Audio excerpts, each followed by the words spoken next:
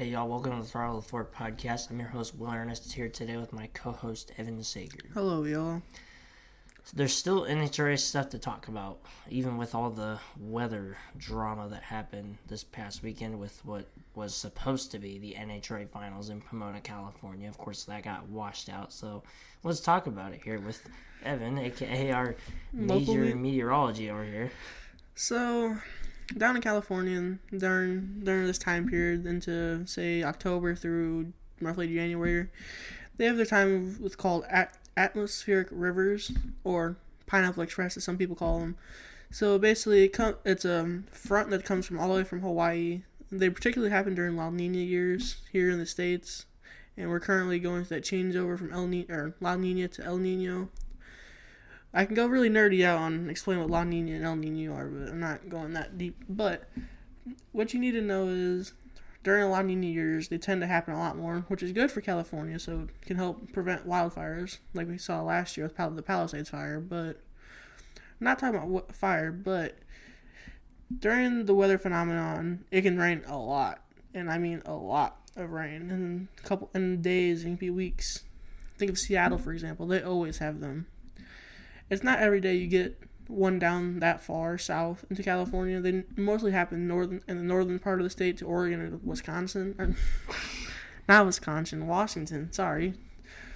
But it tends to happen in the Pacific Northwest states, and it can sometimes get into California. So with those atmospheric rivers, they can lead to a lot of rain and unfortunately can cancel events. I mean, think of last year's Clash. They've got smart and moved it up a day so they didn't have to deal with that. So good on them. NHRA, either way, they would have had to move it to probably Monday, because it was still raining Sunday there.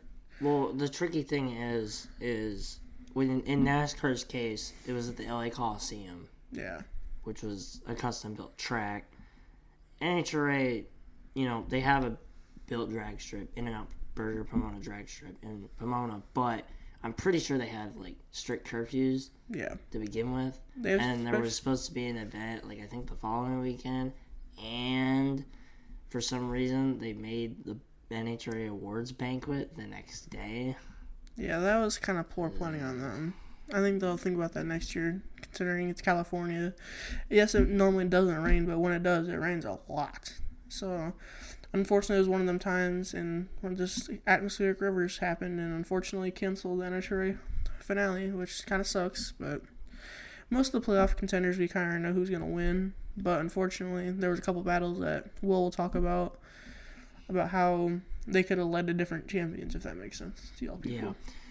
Doug Coletta, he clinched the Top Fuel Championship on Saturday after they canceled qualifying, and Proc in Funny Car and Dallas Glenn in Pro Stock, they had probably 90 to 100 point leads, so those were pretty safe. But Richard Gadsden and Gage Herrera was setting up to be such a battle in Pro Stock motorcycle. That gap was only 21 points, and with the 1.5 times points in Pomona, that's less than a round. So it's very likely that would have come down to essentially a winner-take-all, either semifinal or final, kind of like how we saw with Dallas Glenn and Greg Anderson last year in Pro Stock to decide that championship. But there was not any on-track action at all for the main pro classes that were done, but there were some sportsman action that happened. So basically, the point standings and the champions were determined as if Pomona just never happened. So Doug Coletta in Top Fuel, Austin Proc and Funny Car, Dallas Glenn in Pro Stock, and Richard Gadsden in Pro Stock Motorcycle are your world champions. And technically, with Pomona not happening, Brittany Forrest won the last Top Fuel race she ever entered. Well, at least for now, that's up for debate. But she did make she fired up the car and made some celebratory throttle wax. Yeah. So, it kind of was a great send-off for her. Theoretically, it was officially her final race, technically, last week. Unexpected, but... Unexpected, but it kind of worked. It worked out. It worked out for her. I'm glad for her to get her unofficial last career win and the last official race of the year. Yeah. So, hats off to her, and congrats on going to make a family now, so she can be a family woman. Also, Toyota quietly leaves NHRA. It's kind of weird because they announced that they were leaving NHRA, but with all the storylines with the rain and Brittany Force's last race, and then a couple right around that same week was John Force officially announcing his retirement. Yeah. So it was kind of just forgotten, but Toyota quietly leaves NHRA with winning the last 2 manufacturers' championships back-to-back and the last 3 Top Fuel championships in a row. You had Doug Coletta in 2023 and this year, and then Antron Brown last year. But from the time Toyota entered NHRA in 2002 up until their exit this year, they won 9 Top Fuel championships, 4 Funny Car championships, and 242 events, most recently with Coletta in Top Fuel at the Texas Fall Nationals. Yeah, so Toyota had a great send-off. I mean, what a way to send off the season, though. And there's likely last race ever in NHRA. Unless they do want to come back, which... Unless they turn into Dodge in NASCAR and they just come back. I don't see that happening, though. I don't see it. I don't think they will. It sucks. Yeah. Yeah. It feels like when... Because now NHRA is down to just Dodge with Mopar and then Chevy and Ford. It reminds me of like NASCAR when Pontiac left in 2003. Right. So, yeah. Getting back to kind of the whole washout, the atmospheric river situation. With the NHRA Finals being canceled, if you look at it at face value, the track was wet. Yeah. Everything was absolutely drenched. And so, from a safety aspect, now that we've had a little bit of time to sit on this. They made the right call. Yes. They made the right call safety-wise, but it's still ugly. Yeah, considering all the implications that had in place, it sucks. It was the season finale, sorry. But you also got to think of the driver's safety. Driver's safety is more important than anything for no matter what motorsport you watch, F1, NASCAR, IndyCar, NHRA, it doesn't matter. Safety and the drivers come first, no matter what. Oh, and by the way, F1, we do see you at Las Vegas, and we did see that your manhole covers keep popping out again. Yeah. I don't know why Las Vegas has a very bad problem with that. Yeah. Of course, it didn't help that the next day on Monday, the sun was popping out, and it basically quit raining, so that did not help. And that's partially just the fault of... I don't know why NHRA decides that the banquet needs to be held the next day after the season is supposed to end, but it's just... Yeah, you have to have time in between in case of rain, or if you decide to move the event elsewhere, or something like that. Because especially in pro stock motorcycle, that championship could have gone all the way down to the very end in a winner-take-all final. But I guess we'll never know. Right. And I don't even like how NASCAR moved theirs right at a couple days after from the season ends. Sure, the 2 tracks that we currently know of as of right now in the championship rotation, Phoenix and Homestead, sure, it doesn't rain that much in Phoenix, but it's rained. It's snowed there. Yeah. And then Homestead, it's Florida.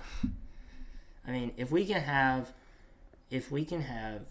a Texas race in fall of 2020 and it gets pushed back by rain all the way to Wednesday, and yet NASCAR still commits enough to getting it in, or you have the blizzard of the century, storm of the century in 1993, and the Atlanta race gets pushed back a whole week, and yet they're still able to get it in. So yeah, I don't like, just in general, awards banquets being so soon after the season ends, because you have to just settle things down. In the extreme case, in NHRA's case, it possibly could have screwed over a championship or 2. Right. But just in most situations, you think of a championship nowadays, most of the championships end up as just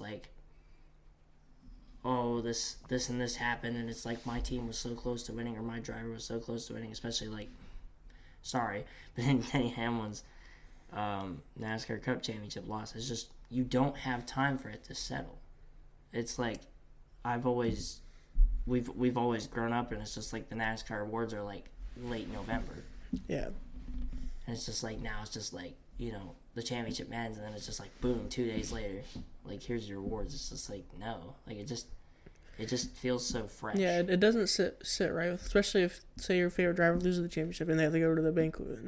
It feels like you're just rushing to the off season. Yeah, I get where they're coming from. Spend more time with the family, but like without interrupted with NASCAR news, which I understand that, but still, it sucks for the drivers specifically. Yeah. What an ugly end to my first full year of NHRA.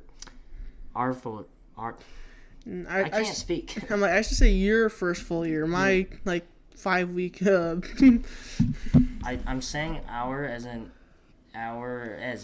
in reference to the podcast. Oh, okay. But I was saying watching that NHRA. It's been a couple weeks. Oh, it's fine. A few weeks. Yeah, but what an ugly end to us on the podcast, our first full year of NHRA coverage, but now NHRA is preparing for their 75th anniversary season next year in 2026, and a lot of early silly season moves had taken place. To start off, we know that, Brittany Force is going to start a family, and Josh Hart, who used to own his own Top Fuel team, is coming over to replace Brittany Force, okay? But then Josh Hart's team got bought out by Elite Motorsports, who's expanding to Top Fuel after, I believe, Pro Stock. And so now they're getting into Top Fuel. And then Elite Motorsports is going to field Tony Stewart, who's coming over from his own team, Tony Stewart Racing, after he's filled in for the last couple of years, waiting on Leah Pruitt, his wife, to come back from raising their own child. Yeah. So, yeah, it's a slippery slope, to say. A lot of dominoes fell, all very accordingly. Yeah, they kind of fell all once Brittany announced her retirement. Now we're going to get Leah Pruitt and Tony Stewart facing off each other in the Top Fuel. That's going to be great. Yeah, it is. So, yeah. And also, Maddie Gordon, who's been running good in Top Alcohol Funny Car, moves to Top Fuel in an expanded entry for Ron Capps Motorsports with Rob Flynn as a crew chief. And that primary sponsor will be Carlisle Tools as well. So it's a good move for Ron Capps Motorsports. They've only been around for a handful of years now. But yeah, NHRA, man, it's not going to be till early March. Then again, I say that, and NASCAR doesn't come back till February. Yeah. Although we'll be talking about it in late January before the Clash happens. Yeah. And then the Super Bowl. Super Bowl. Unfortunately, neither of our teams are making it. No chance. Considering my quarterback decided, tears ACL again. Yeah. I think it's the third or fourth time he's torn his ACL. Yeah. Literally with me and Evan and Haley staring at me on FaceTime. Yeah, because me and Haley are both Falcons fans, so, Hey, I'm, partially obligated to be an Atlanta sports fan over here, so I'm, dipping my toes in it. Sure, I haven't experienced true Atlanta heartbreak, but I have dealt with the Raiders having 2 winning seasons in, the last quarter of a century, so... Hey, you haven't qualified here. You haven't choked the 28-3 lead in the Super Bowl. Yeah. Not even Hamlin's heartbreaking championship losses stack up to that. No, it's going to be very difficult to find something that's going to stack up to that. Yeah. There's been larger NFL chokes. They just didn't have the same implications. Yeah. Super Bowl. Yeah. I'll never forget that. Yeah, I know NASCAR, they wrote an article that straight up ranked all the most notable heartbreaks, and they put Hamlin, I think, at 6. Yeah. For this, they put it at 6. And of course, Atlanta's was number 1. So. Yeah. But, hey, at least the Reds did good. Hey, at least the Cubs would do good. Yeah. Hey, at least if we had to lose in the wild card, we lost to the Dodgers, who went on to win the World Series. So. True. Yeah. Hey, at least this is more turning into a sports channel at this point. Oh, it's fine. Yeah, let's turn to it. The Dodgers won it all, and Proc won it all in Funny Car, and Proc went on an LA media tour. He went to Dodger Stadium. It all ties back in at some point. But yeah, so NHRA will open up in early March. I think exactly it's March 6th through the 8th, I think, with the Gator Nationals in Gainesville, Florida, for their 75th anniversary season. Of course, we'll be talking about in-season motorsport news a while before that with NASCAR, but yeah. But that's all we got for this week's episode of the Throttle to the Floor podcast. Make sure you tune in and listen and download on Spotify, Apple Podcasts, subscribe to the YouTube, and check out the Chill Photography and Throttle to the Floor podcast Instagram accounts. And thank you to my co-host Evan Sager, who decided, let's become a meteorologist today. I'm just kidding. You want to major in meteorology? Yeah. So I think that's going to be it for this week's episode, y'all. Have a good day, and we'll see y'all next